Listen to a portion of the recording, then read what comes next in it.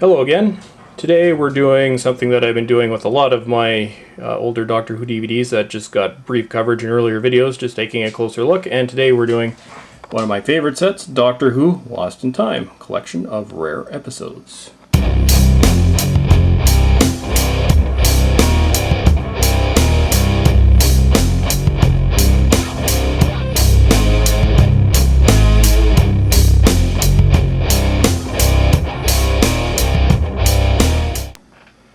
Welcome back. So I guess before going into the set, I'll go into the background of why such a set was required in the first place. The BBC, throughout the 1970s, and I wouldn't say it was an accident because it was more just sheer incompetence, stupidity, ineptness, whatever you want to call it, managed to pulp probably about half the run of the first two Doctors, William Hartnell and Patrick Troughton. And initially, in the late 70s, when it was discovered the seriousness of the problem, the amount of episodes that were lost was actually much worse than it is now through various methods over time. Various individuals have managed to track down episodes that had been lost. But as a trained archivist myself, not that I'm actually working in the archival profession, but that's another story altogether that I'm not going to bother going into here. As a trained archivist, I find it kind of appalling, the archival or non-existence of archival practices and principles at the BBC in the 1970s. But with that said, we'll take a look and see what we have here lost in time. This is a dual CD box set. This was released in November 2004, so this one's been around for a while. Here's all the story numbers that are represented within the box. Extras. The only real documentary on this is from 1998, called The Missing Years. I wish they actually would have updated that a little bit when they did this.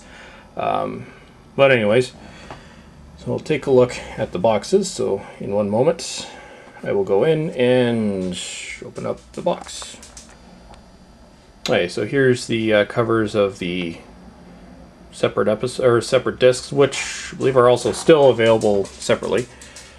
So we'll start with William Hartnell, and I guess you could say the loss or the severe loss was in the third, fourth, and fifth series of Doctor Who seasons, whatever you want to refer to them as. Most severely impacted was William Hartnell's final season and Patrick Troughton's first two seasons, of which only one complete story actually exists, Tomb of the Cybermen, which was discovered in 1992. So before 1992, there was actually nothing complete from Troughton's first two series. Anyway, so go here. And also, I should say what they've added. Well, I guess before I go into the quality, the restoration team at the time had gone through and remastered all these episodes. And it's almost worth it just to see, the quality of the restoration. Now, one thing that, of course, you'll have to accept while watching these is most of these stories, you'll never know how they'll end. A lot of them are just single episodes. If we go in here, the Daleks Master Plan, of which 3 episodes remain. It's actually a shame. That would have been an amazing episode. I've seen reconstructions of the full story. Smugglers, 10th Planet, those are off-screen clips. Those are, no, I should say that's additional surviving footage, because they have found some complete stories, or complete episodes, I should say. And these, a lot of them are just brief clips. 10th Planet, probably the worst part is the regeneration sequence of the first to second Doctors, about all that survives, and actually it's probably one of the most sought after reconstructions. Some of the episodes, audio tracks do exist of everything, and with the invasion, a Patrick Troughton story, the 8-story episode, 2 were missing, so they were animated. So there is a chance, maybe at some point, if it's more affordable. Also included in this is The Crusade, of which it's a 4-part story. 2 parts survive, so half the story is there, and they've included the audio tracks in the story. So if you want, you can, I guess, kind of experience the whole thing. And of course, obviously, it never before broadcast in the U.S. because the U.S. would not broadcast incomplete stories.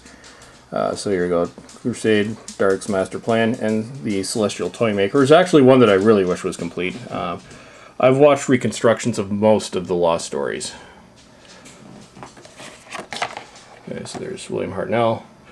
Now we go into Patrick Troughton, and it's actually a shame as to what has happened to Hartnell's run, as really only a small portion of his stories remain complete, and all but one are in his final season. But this one, obviously, as you know, it's William Hartnell, there's only 3 stories that are partially complete. You can just tell the sheer number. And there are a lot of Troughton stories that are just lost in their entirety. With the exception, obviously, of the audio track. Well, if we look under here, The Underwater Menace, probably considered one of the worst Doctor Who episodes of all time. The Moon Base, that has 4 episodes to complete, the audio for 2.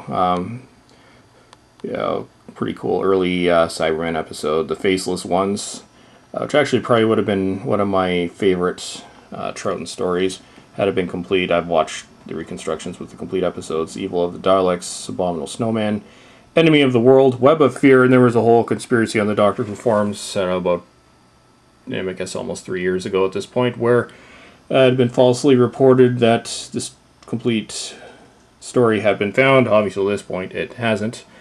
Wheel in Space, Space Pirates, and of course this is the one that contains the Missing Years documentary, and of course surviving footage. And a lot of these, Macroterra, no full story exists. Highlanders, no full story exists.